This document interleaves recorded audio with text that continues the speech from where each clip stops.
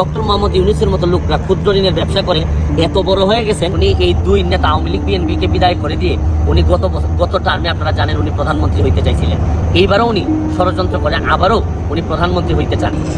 শুরু করিতেছি মহান আল্লাহর নামে, যিনি পরম করুণাময় এবং অত্যন্ত দয়ালু। শুনেন, যে ক্রাইসিস মোমেন্ট আসলেই, জাতির জীবনে যখন ক্রাইসিস মোমেন্ট আসে তখনই কিন্তু সুবিধাবাদী মানুষের জন্ম হয় না। আমি আপনাদেরকে একটা কথা বলতে চাই, ডক্টর মোহাম্মদ ইউনূস যখন প্রথমে নোবেল পান, প্রথমে আমরা সবাই কিন্তু আনন্দিত হয়েছি, কিন্তু একটা কারণ এখন পর্যন্ত আমি মিলাইতে পারি নাই, যে ক্ষুদ্র ঋণ সুদের ব্যবসা করে একটা মানুষ কিভাবে নোবেল পায়। এবং আপনি আরেকটা জিনিস বাংলাদেশের বিবেচনায় আপনাদেরকে বলতে চাই, ক্ষুদ্র ঋণের ব্যবসা করে ব্যবসাতে ঋণ নিয়ে কেউ বৃহৎ হয়েছে আমার জানা নাই। অথচ ডক্টর মোহাম্মদ ইউনূসের মতো লোকরা ক্ষুদ্র ঋণের ব্যবসা করে এত বড় হয়ে গেছেন যে হিলারি ক্লিন্টনের মতো লোকের নির্বাচনী প্রচারণায় তারা টাকা পর্যন্ত তারা ব্যয় করতেছেন। বাংলাদেশে থেকে বাংলাদেশের মানুষের টাকা উনি হিলারি ক্লিন্টনের এই নির্বাচনী প্রচারণায় দিচ্ছেন এবং এটার ফলও কিন্তু উনি পাচ্ছেন। দেখেন, এখন উনি 175 জন বিশ্ব নেতা নাকি বলছেন যে ইউনূস সাহেবের বিরুদ্ধে যে মামলা, এই মামলা স্থগিত করতে হবে। শুনেন, আমি একটা জিনিস আপনাদেরকে বলি, এই দুঃসময়ে এখন যে সময়টা ক্রাইসিস মোমেন্ট, এই সময় আওয়ামী লীগের মধ্যেই আমি আওয়ামী লীগের যারা আছেন সবাইকে দাবি করব, যে যার খুলস থেকে বেরোয় আসেন। প্রতিবাদ করার সময় আছে, আমাদের যা যা আছে তা বিভিন্ন সময় আমরা বলবো, আমাদের দুর্নীতির বিরুদ্ধে যুদ্ধ চলতে থাকবে।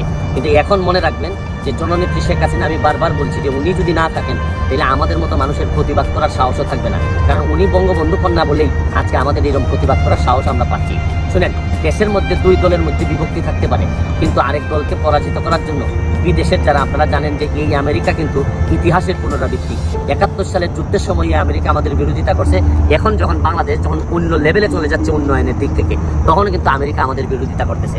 এই ইউনূস সাহেব, দেখেন আপনারা ইউনূস সাহেবের বলবেন যে আমি ইউনূস সাহেবের বদনাম করি কিনা, এই ইউনূস সাহেব নোবেল পাওয়ার পরেই উনি এই দুই নেতা আওয়ামী লীগ বিএনপিকে বিদায় করে দিয়ে উনি গত টার্মে আপনারা জানেন উনি প্রধানমন্ত্রী হইতে চাইছিলেন। এইবারও উনি ষড়যন্ত্র করে আবারও উনি প্রধানমন্ত্রী হইতে চান।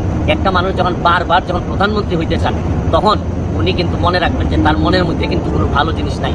পদ্মা সেতুতে উনি বিরোধিতা করছেন। শুনেন, যাই করুক না কেন উনি বাংলাদেশের বিরোধিতা করতেছেন, এইটা বাংলাদেশের জন্য কোনো ভালো হবে না।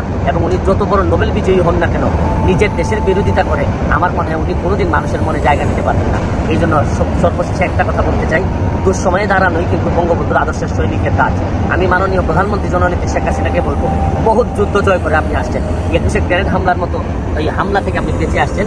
আপনি কিন্তু আল্লাহর রহমতেই বেঁচে আছেন এই পৃথিবীতে। আপনার ভয়ের কিছু নাই, সামনের দিকে এগিয়ে যান। আল্লাহ উপরে, আল্লাহর বিশ্বাস যেহেতু আমাদের আছে, মনে রাখবেন আপনাকে কেউ এখানে দাবায় রাখতে পারবে না। আজকের মতো বিদায় নিচ্ছি, ভালো থাকবেন, সুস্থ থাকবেন।